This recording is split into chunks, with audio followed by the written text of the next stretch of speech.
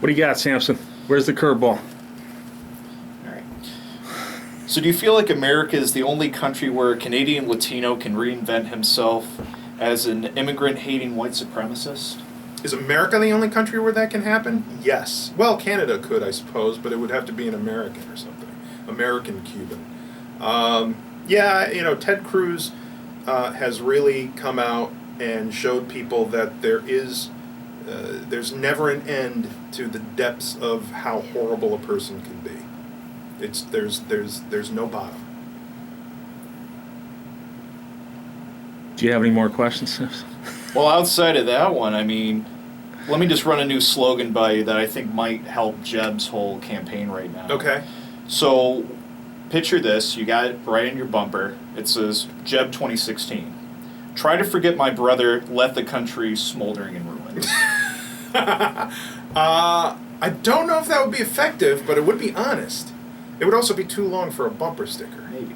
It would be too, once you're getting on a second line of text, you're kind of It'd be pretty small. Yeah, but that's always the tough thing about politics is that people, even the few people who do pay attention, have very, very short attention spans.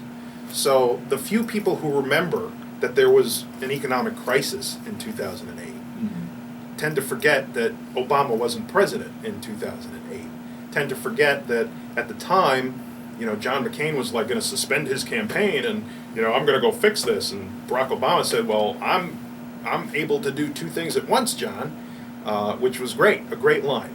And that was one of the most interesting presidential campaigns in recent history because it was taking place under such horrible circumstances. But anyway, yeah, it's just what George W. Bush did to this country in his 2 terms in office are some of the most awful things that have had longer legs than anything any other president has done in probably the last century.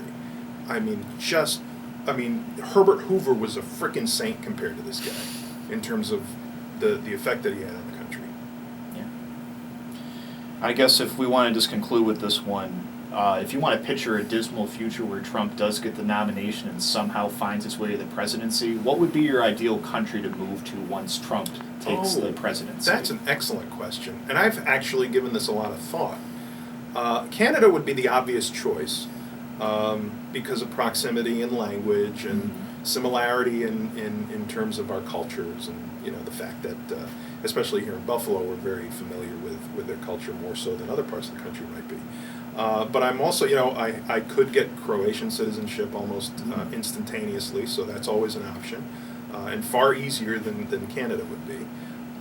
So that would be a possibility. And once I obtained Croatian citizenship and a Croatian passport, I would have a European Union passport that I could then use to move to any other European Union country to live or work. So that would be a good plan B. You have this pretty well thought out. Oh yeah, I got it planned out.